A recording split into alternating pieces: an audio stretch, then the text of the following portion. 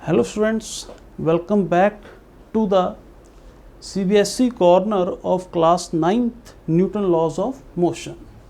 Students, first question क्या है? Goalkeeper in a game of football pulls his hands backwards after holding the ball short at the goal. This enables the goalkeeper to. ये students किसका question हो गया? Impulse का question हो गया, ठीक है. इम्पल्स मोमेंटम थ्योरम आपको करवाई थी जिसमें product of force and time is constant, where t is time of contact and f is the force exerted. ठीक है. अब स्टूडेंट्स आप ये देखो, हैंड्स को बैकवर्ड करने का मतलब क्या है? टाइम को बढ़ाना. टाइम को अगर बढ़ेगा तो फोर्स कम होएगा क्योंकि प्रोडक्ट कांस्टेंट है इक्वालिटी के लिए. तो ऑब्वियस फोर्स कम कर रहा है गोलकीपर, ठीक है ना. तो स्टूडेंट्स एक्सर्ट लार्जर फोर्स ये तो पॉसिबल नहीं, रिड्यूस द फोर्स ये पॉसिबल है. Increase the rate of change of momentum. Rate of change of momentum क्या होता है? फोर्स. तो इंक्रीज द फोर्स ये भी गलत. C and A option same ही हो गए. Decrease the rate of change of momentum ये बिल्कुल सही है, ठीक है. Decrease the rate of change of momentum मतलब कि फोर्स कम हो गया. तो B and D are the same options. Okay students, next. A passenger in a moving train tosses a coin which falls behind him. It means that the motion of the train is. Students, इसको थोड़ा समझने की कोशिश करना, ठीक है. हालांकि अभी प्रोजेक्टाइल मोशन हमने पढ़ा नहीं है तो ये वैसा सही है क्वेश्चन. तो स्टूडेंट्स अब जब मैं कॉइन को टॉस कर रहा हूँ, ठीक है. टॉस करने का मतलब क्या है? मैं कॉइन को मैंने वर्टिकल वेलोसिटी दे दी u, ठीक है. तो हमने इस सिचुएशन के अकॉर्डिंग बताना है कि ट्रेन जो है वो रिटार्डेड है, यूनिफॉर्म एक्सलरेटेड है, ठीक है. इसके अकॉर्डिंग बताना है. तो स्टूडेंट्स एक ये वेलोसिटी तो कॉइन को मिल ही गई है, बट जिस इंस्टेंट में मैंने टॉस किया u वेलोसिटी दी, उस इंस्टेंट पे जो ट्रेन की वेलोसिटी होएगी वो भी कॉइन को मिलेगी ना, वो भी कॉइन को मिलेगी, ठीक है. अब आप ये देखो, अब कॉइन का जो कांटेक्ट है पैसेंजर के साथ वो ख़त्म हो चुका है, ठीक है. तो कॉइन के पास एक तो वेलोसिटी u हो गई, एक तो वेलोसिटी v हो गई. अब कांटेक्ट उसका छूट चुका है पैसेंजर के साथ कॉइन का, ठीक है. तो अब कॉइन के पास क्या होगा? ये वेलोसिटीज तो होंगी और एक g भी होएगी, ठीक है ना स्टूडेंट्स. अब ये स्टूडेंट्स देखो, अब v क्या कर रही है? v कॉइन को हॉरिजॉन्टली मूव करेगी, ठीक है. और u एंड g उसको कौन सा मोशन देगी? हाईएस्ट पॉइंट पे जाके नीचे, ठीक है. मतलब कि नीचे से ऊपर, ऊपर से नीचे. और v उसको हॉरिजॉन्टल मोशन देगी. तो कॉइन का मोशन कैसा हो जाएगा? कॉइन का मोशन होएगा कुछ ऐसा मोशन हो जाएगा, ठीक है. इसको प्रोजेक्टाइल मोशन कह देते हैं. तो ग्राउंड से अगर मैं देख रहा हूं तो मतलब कॉइन का ये मोशन हो जाएगा. अब कहते हैं कि जो कॉइन है वो इसके पीछे रह गया, तो बंदा मतलब कि कहाँ पे है? आगे पहुंच गया, ठीक है. अब स्टूडेंट्स आप ये देखो, मतलब कि अगर मैं, चलो ट्रेन भी अगर कंप्लीट कर देता हूँ, ट्रेन भी आगे मूव करी ना, ठीक है. अब स्टूडेंट्स जो ट्रेन होएगी वो एक्सेलरेटेड ही होएगी. क्यों? क्योंकि आप मानो मतलब इसके पास हॉरिजॉन्टल डायरेक्शन में देखो v वेलोसिटी थी, ठीक है. और थ्रू आउट इसकी v वेलोसिटी रही थ्रू आउट, क्योंकि हॉरिजॉन्टल डायरेक्शन में कॉइन के पास कोई एक्सेलरेशन नहीं थी, ठीक है ना. हॉरिजॉन्टल डायरेक्शन में कोई एक्सेलरेशन नहीं थी, सिर्फ वर्टिकल डायरेक्शन में थी g, क्योंकि उसका कांटेक्ट अब छूट चुका है, ठीक है. तो v एक्सेलरेशन इसकी थ्रू आउट इट्स जर्नी थी, ठीक है, हॉरिजॉन्टल डायरेक्शन में. मगर अब पैसेंजर आगे निकल गया, कॉइन पीछे रह गया. मतलब कि जिस टाइम पे कॉइन यहाँ से यहाँ पहुँचा, अगर तो स्टूडेंट्स पैसेंजर मतलब अगर ट्रेन कांस्टेंट वेलोसिटी से चल रही होती तो मतलब कॉइन भी v वेलोसिटी से हॉरिजॉन्टल डायरेक्शन में जा रहा होता और मैन भी हॉरिजॉन्टल डायरेक्शन में v वेलोसिटी से जा रहा होता, ठीक है। तो कॉइन सीधे उसके हाथ में आ जाना था, मगर अब कॉइन तो पीछे रह गया। इसका मतलब क्या है, passenger must be in accelerated mode. वो कैसे हो सकता अगर ट्रेन एक्सेलरेट कर रही होगी, ठीक है ना। मतलब कि मान लो 2 सेकंड में कॉइन यहाँ से यहाँ पहुँच गया, ठीक है। तो हॉरिजॉन्टल डिस्टेंस उसने ट्रैवल कितना किया, मान लो इतना हॉरिजॉन्टल डिस्टेंस ट्रैवल कर लिया। तो 2 सेकंड ले लो या टी टाइम ले लो, टी टाइम में इतना हॉरिजॉन्टल डिस्टेंस एस ट्रैवल कर लिया किसने, क्वाइन। तो s is equal to v into t, ठीक है।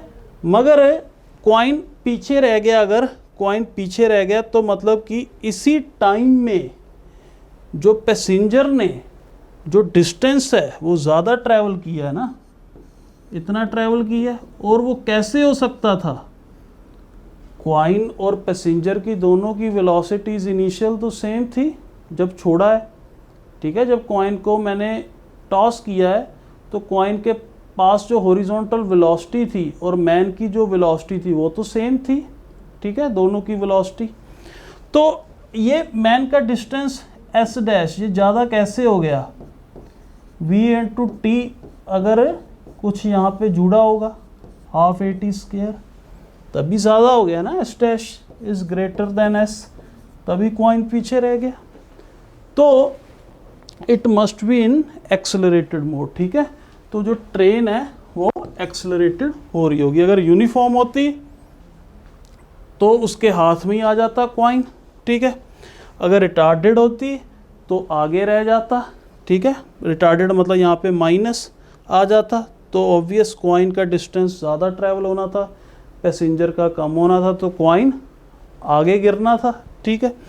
तो ठीक है, सिचुएशन के अकॉर्डिंग आपने आंसर बता देना है। और ये मोशन कौन सा है, प्रोजेक्टाइल मोशन है, ठीक है। अगर ग्राउंड से देखेंगे तो प्रोजेक्टाइल मोशन है, ठीक है।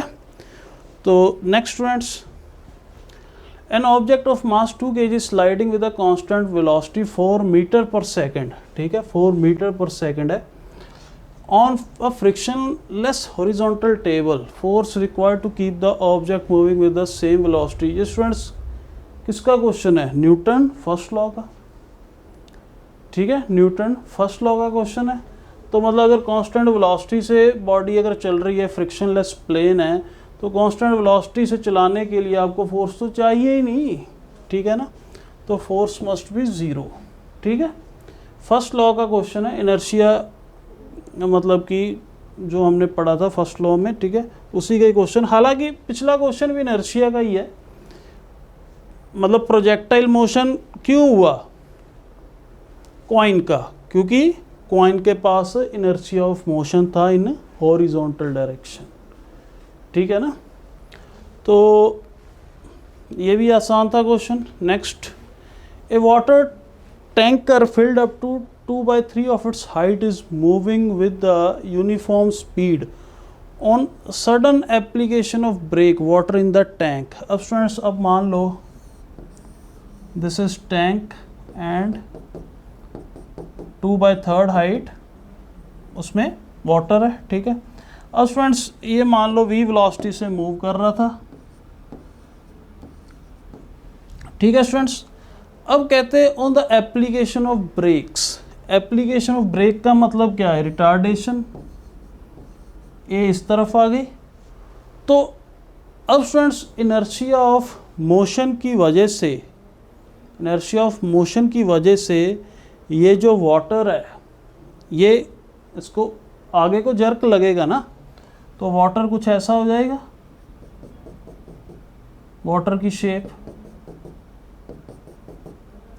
ये वही बात है जैसे एकदम से ब्रेक्स लगा दी तो हम अगर बस पे बैठे तो हमें आगे को जर्क लगता है, तो वही बात है, ठीक है। एकदम से ब्रेक्स लगी तो पानी जो है वो आगे को मूव कर जाएगा, ठीक है। ये भी इनर्शिया का क्वेश्चन है, water in the tank move forward, ठीक है। तो next, Velocity versus time graph of a ball of 50 gram rolling on a concrete floor is shown in figure. Calculate the acceleration and frictional force of the floor on the ball. अब students ये graph से हम क्या बता सकते हैं, VT graph मतलब कि रिटार्डेशन का ग्राफ है, वेलोसिटी कम हो रही है टाइम के साथ, ठीक है। तो यहाँ पे रिटार्डेशन क्या हो जाएगी, ठीक है। जैसे स्लोप निकालनी है, स्लोप जैसे मर्जी निकाल लो, इतने तो तरीके आपको बताए हैं, चाहे परपेंडिकुलर अपॉन बेस से, चाहे y2 - y1 upon x2 - x1। तो मैं परपेंडिकुलर अपॉन बेस से निकाल लेता हूँ 80/8, तो मतलब -10 मीटर पर सेकंड स्क्वायर क्या आ जाएगी, रिटार्डेशन, ठीक है। तो एक्चुअल में ये तो चलो एक्सेलरेशन होगी -10 मीटर पर सेकंड से। अब एक्चुअल में ये रिटार्डेशन कौन दे रहा है, फ्रिक्शनल फोर्स ही दे रहा होगा ना। Frictional force is a retarding force, तो frictional force must be equal to m × a। तो m मास कितना हमें दिया है 50 ग्राम, तो न्यूटन में निकालना, इसको केजी में कन्वर्ट करना मत भूलना, तो मार्क्स कट जाएंगे। तो स्टूडेंट्स यहाँ पे हमारे पास जो फ्रिक्शन है वो कितना आ गया, -1/2 न्यूटन। ओके स्टूडेंट्स, ठीक है स्टूडेंट्स।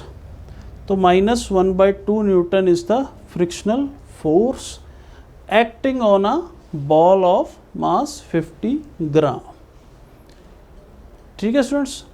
एक्चुअल में हो क्या रहा है, ये ग्राफ बता रहा है, ठीक है। इसकी कोई इनिशियल वेलोसिटी 80 मीटर पर सेकंड थी, ठीक है, और ये कुछ डिस्टेंस ट्रैवल करके रुक गया, क्यों, क्योंकि फ्रिक्शनल फोर्स ऑपोजिट डायरेक्शन में लग रहा था जो रिटार्ड कर रहा था, ठीक है। इनिशियल वेलोसिटी 80 और फाइनल 0 हो गई, फाइनल वेलोसिटी होगी 0, और कितने टाइम में हुई है, 8 सेकंड्स में हुई है, ठीक है। तो मतलब कि वहीं से ही मैंने एक्सेलरेशन रिटार्डेशन निकाल ली, ठीक है।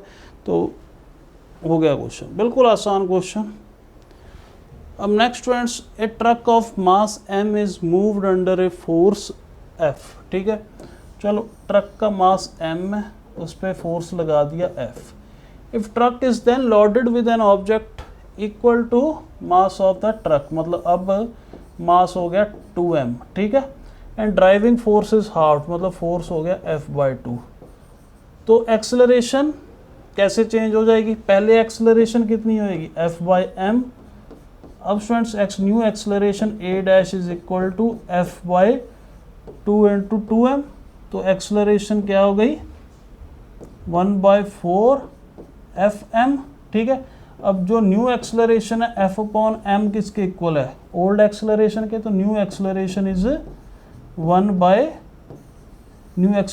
Is 1/4 of old acceleration. Okay students, बिल्कुल आसान क्वेश्चन। अब स्टूडेंट्स नेक्स्ट क्वेश्चन देख लो।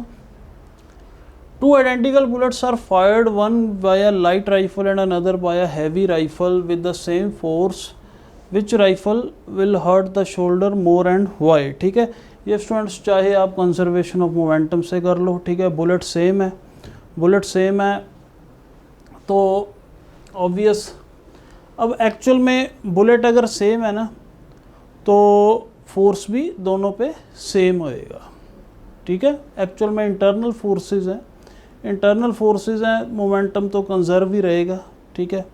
तो मतलब कि अगर मैं आपको थोड़ा सा और अच्छे से बता देता हूँ, फोर्स सेम का मतलब क्या है। अगर एक राइफल है, चलो ऐसे राइफल में बना देता हूँ, ठीक है। तो यहाँ पे एक बुलेट है, बुलेट पे फोर्स लगा F, ठीक है। तो इस पे भी F ही लगेगा, ठीक है। अगर मैं यहाँ पे हैवी ले लूँ,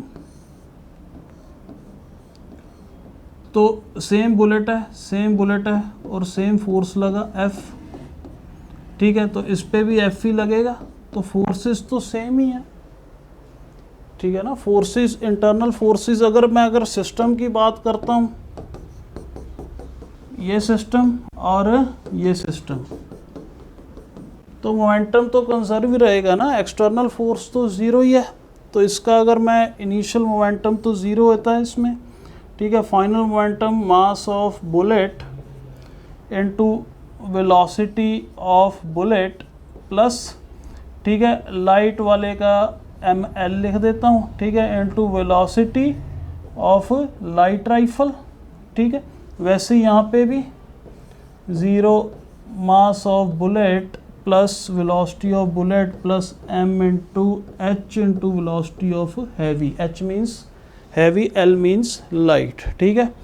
तो स्टूडेंट्स यहाँ पे लाइट वाले की देखो minus mb vv upon ml, ठीक है, और यहाँ पे हैवी वाले की जो वेलोसिटी होएगी that is mb vb upon mh। तो स्टूडेंट्स सीधे हमें पता लग रहा है जो वेलोसिटी है किसकी, राइफल की, it is inversely proportional to its mass. ये कौन सी वेलोसिटी, रिकॉयल वेलोसिटी, जिस वेलोसिटी से आपके शोल्डर पे राइफल टकराएगी, ठीक है। आपने शोल्डर से पकड़ी हुई है, ठीक है, तो आप जब भी शूट कर रहे हो तो पीछे को राइफल आ रही है, ठीक है, और पीछे को जब वो आ रही है तो आपके शोल्डर पे उसका जर्क लग रहा है, ठीक है, तो आपको शोल्डर से सपोर्ट करनी पड़ रही है वो, ठीक है। तो ऑब्वियस अगर लाइट है तो वो ज़्यादा वेलोसिटी से आपके शोल्डर को टकराएगी, तो ज़्यादा वेलोसिटी से अगर टकराएगी तो ज़्यादा इंजरी के चांसेस है, ठीक है ना। तो यही है सिंपली, ठीक है। अगर मास ज़्यादा है गन का तो रिकॉयल वेलोसिटी कम होएगी, तो कम वेलोसिटी से आपके शोल्डर को टकराएगी, chances are the less of injury. Okay students, next, a bullet of 10 grams strikes a sandbag at a speed of 1000 meter per second and get embedded after traveling 5 centimeter। तो students 10 ग्राम का bullet है, sandbag पे टकरा रहा है 1000 से, और 5 centimetre के बाद उसकी वेलोसिटी हो जाती है 0, ठीक है। तो रेजिस्टिव फोर्स के लिए अब स्टूडेंट्स मैं मान लेता हूँ एक्सेलरेशन कांस्टेंट है, ठीक है। तो एक्सेलरेशन के लिए यहाँ पे मैं थर्ड इक्वेशन ऑफ मोशन लगाऊंगा।